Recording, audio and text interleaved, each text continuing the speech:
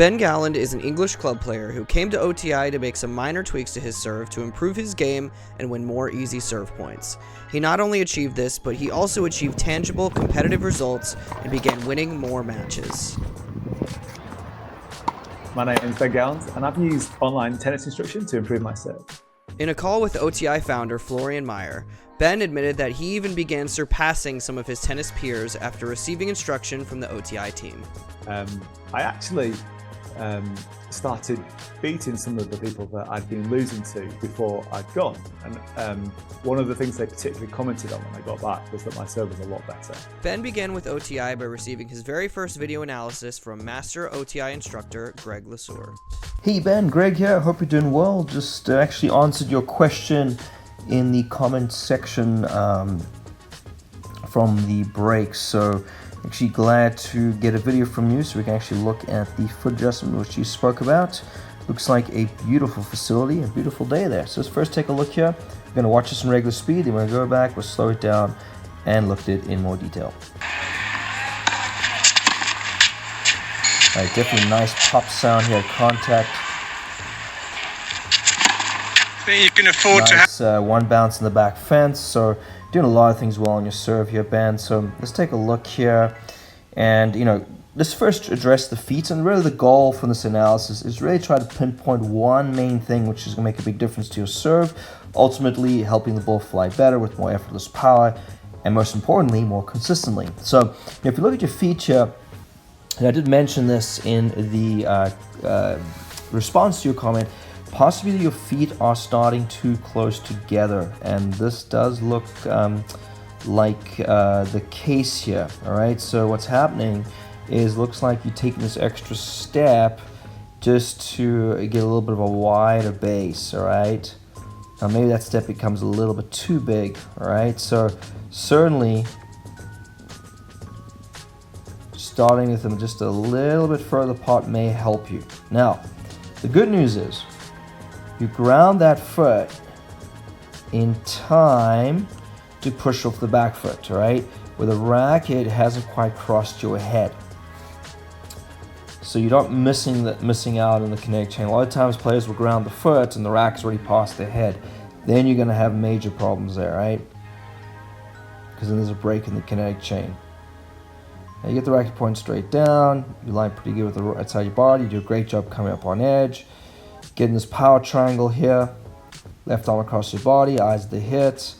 Now you don't quite get that last link, the internal rotation. See how your racket strings are pointing down here. Ideally, now it doesn't happen on every serve, but we ideally want to see the strings point this way to the right side fence. That's that last link. That's that internal shoulder rotation, which is a major power contributor in your serve, right? You'll see here your swing kind of stops quite abruptly, what we see on a kick serve quite often, right? You want to actually let that racket just continue, and actually, like sometimes a Federer, I used to see his racket kind of come back up on this side of his body. You see how you stop it quite abruptly there, all right? And we'll see here, let's kind of look at the first one, just to kind of give you an idea.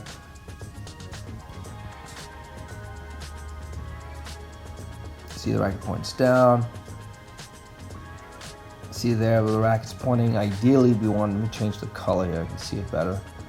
We want it pointing this way. Okay, that should be the string face. Okay, right now it's pointing almost straight down. It's almost like you carve in the ball. When the racket comes down here, we should see where the strings are pointing right now. They're pointing this way. Instead, we should see the racket here where the strings are pointing towards your knee. All right, pointing the other way. And see how it's just abruptly stopped. So the idea is when you pronate and internally rotate with the thumb points down, strike racket points to the side fence, you have a longer distance to disperse the energy. It means you can accelerate longer and faster. All right. So let's just see here. Just want you to double check, and this may not be the issue, but sometimes what happens is we can get the heel pad on bevel 1, east and backhand. And that can often sort of not quite impinge the shoulder, but really prevent you from really rotating through, internally rotating. So sometimes it's a little shift here where the heel pad is more on bevel 2. Okay, on that continental, or closer to it, even on this ridge. This is bevel 1 right here, so I'm trying to draw it here for you. This is bevel 1, this is bevel 2.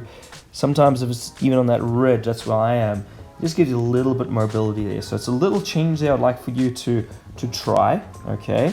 And then as far as the foot placement goes, again, good news is that you're not grounding the foot too late, but maybe just start with the feet just a little further apart and just see if that feels more comfortable for you, where you don't have to make that adjustment step, creating a bigger, to create a bigger, a wider base, all right? But drills you can do for that, I would adjust the foot. You can always put a racket on this front foot here and try to serve like that, just so you're aware of it. You would be static balance, you're not jumping, you're not moving to the court. And then certainly you take the racket away and see if you can keep that foot flat, keep that foot still, excuse me. That's what I would try, but try adjusting the distance a little bit, a little further apart. Try a little bit on the heel pad, making the adjustment, see if that internal rotation becomes a little bit more natural, and also just being a little more aware of that, it starts to happen. You should notice you get a little more effortless power on the serve. Also just make sure your arm stays nice and loose. But those are the two recommendations. Again, the goal here is to really try to pinpoint one main thing that's going to help the ball fly better, more effortless power, and also with more consistency. After receiving his first serve review, Ben began implementing the suggested changes from Coach Greg before receiving his second serve review.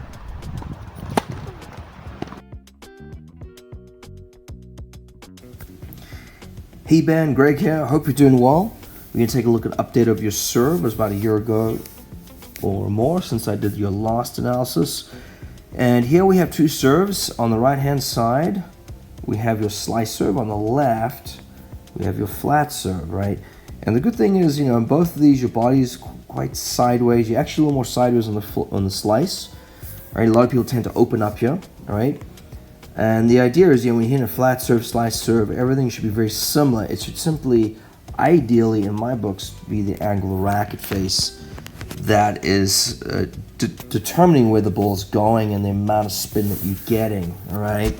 So you want to have the disguise factor, but also there's only one thing you got to change, and that's, to me, that's easier to adjust, all right, when it's just one thing. But let's take a look here, come back on these serves.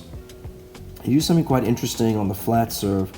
And the flat serve, I would say, is kind of more what we would consider the fundamental serve, and then the slice is a variation of that, and then the kick serve is a more extreme variation of those serves, right? Now, so it's interesting if you just take a look at your starting position here, okay, and you'll see that on the flat serve, and I went through all these, you start with the strings pointing down, where here on the right, with the slice, the strings are more up and down, but the strings are closer to be pointing up, and on the right, this is actually a better starting position. And you want to keep that the same regardless of what kind of serve you're going to hit. Number one, from a disguise point of view, but also if you just turn your attention to the one on the left here, and when you have the palm pointing down here, it actually, we'll kind of go through this here, results in the palm pointing up earlier.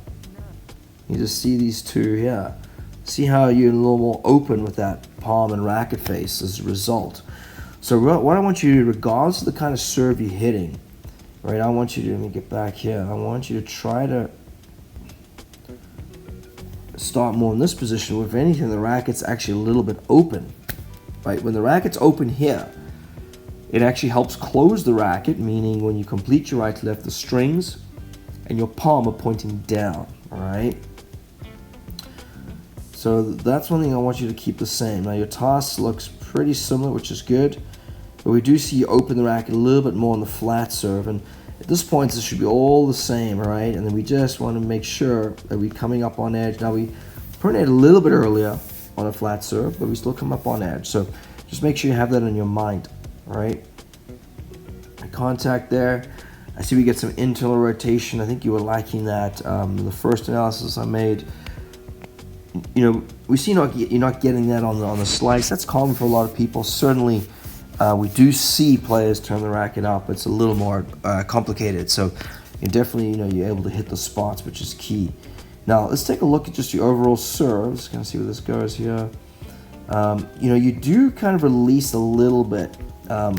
Now I do find with a slice serve, you know, you want to try to stay, okay, as side on as possible, and then you can have a little more release at the end. But make sure this body's not pulling the ball. Now on the flat serve on the left here, I mean, you should be hitting that spot more here, and you see how your body kind of takes that ball. You're kind of falling. Whoops. See how your weight goes back, the back foot goes back because your body's leaning left. That's taking the ball. So you're not able to really hit that T serve and really make that service box big for your opponent. In other words, stretch them. Make sure to stick around till the end of the video to hear about our special trial offer. Right now, we have a special trial of our OTI Digital Coach available for you. It not only gives you access to all of our videos and modules, but you will also receive your own video analysis from one of our OTI certified instructors. Simply send us a video of the stroke of your choice during your trial period, and you will receive a voiceover video analysis with laser focused feedback on how you can transform that stroke into a real weapon. Simply click the link inside or below this video for more details.